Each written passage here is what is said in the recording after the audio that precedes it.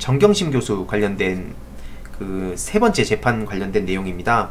정경심 교수 이 3차 공판에서 최근에 또 밝혀진 내용을 더브리핑의 박지윤 대표님의 글을 보면서 이 핵심적인 내용을 한번 요약해 드리겠습니다. 예, 정경심 3차 공판, 소위 차명 계좌 3개 중 2개는 직접 투자 계좌, 이게 무슨 뜻인지 한번 같이 보면서 설명을 드리도록 하겠습니다. 예, 지난 5일 정경심 교수 공판에서 변호인들은 지난 공판에서 검찰이 주장했던 차명거래 혐의 및 미공개 정보 이용 혐의에 대한 반박을 내놓았습니다. 먼저 차명거래 관련 혐의들은 변호인 반박은 다음과 같습니다. 검찰이 공소장과 지난 공판에서 주장한 정 교수의 차명 계좌란 크게 동생 정광보씨, 지인 이모씨, 헤어디자이너 구모씨의 명의의 계좌들을 가리킵니다. 이 세 가지 내용인데요. 일단 동생 정광보씨의 계좌는 총 3개가 있었다고 합니다. 한국투자, 하나금융투자, 미래에셋 이렇게 있는데, 이 정광보씨의 계좌들은 정경심 교수가 차명으로 운영한 게 아니고 정광보씨 본인이 직접 개설 및 운영을 한 거라고 합니다. 그리고 이 중 다들 아시다시피 그 한국투자증권 계좌의 경우에는 그 피의 직원으로 알려진 김경록 씨한테 1인 매매한 계좌로 실제 김경록 씨가 논란에 KBS 인터뷰를 할 당시 증언했던 내용과도 정확히 일치하는 거죠. 기존의 정광보 동생분 계좌도 있었고요. 똑같이 제가 고객님 관리하듯이 고액은 아니었고 소액으로 관리하고 있었습니다 라고 그 KBS 인터뷰의 녹취록에도 있습니다.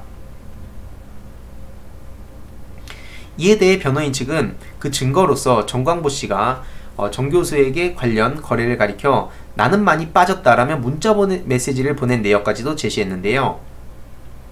만약 검찰 주장대로 정광보 씨 명의의 금융계좌 3개가 모두 정경심 교수의 차명계좌였다면 그 주장은 곧 정광보 씨 스스로는 투자활동을 하지 않았다는 역설적인 주장이 돼버리는 겁니다. 그래서 이건 말이 안 되는 거고요.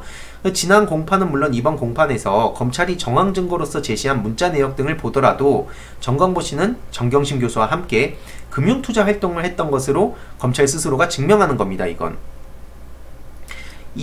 그래서 결국에는 관리 주체가 계좌 명의인인 정광보 씨 본인임은 이미 이렇게 입증이 된 거고요.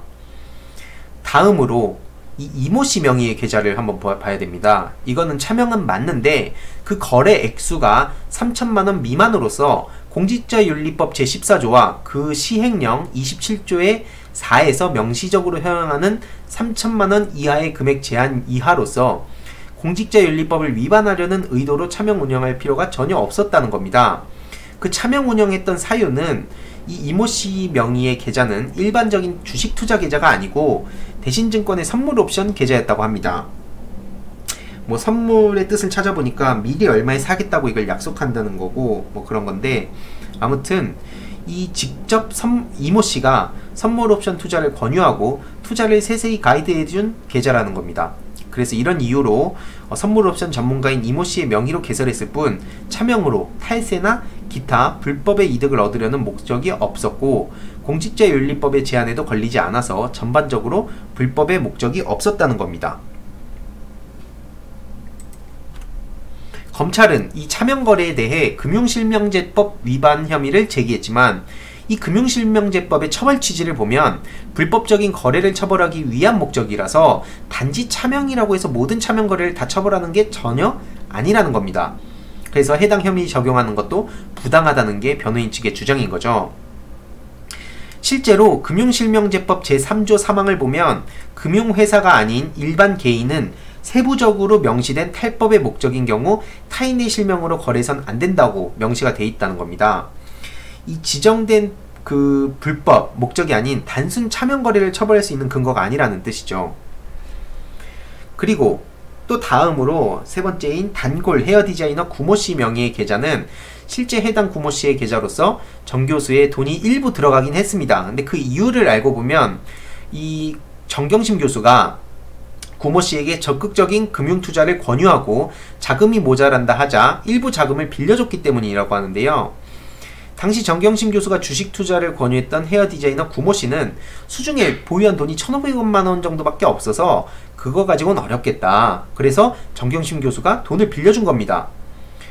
그래서 이런 그 해명에 전혀 어색함이 없는 거죠.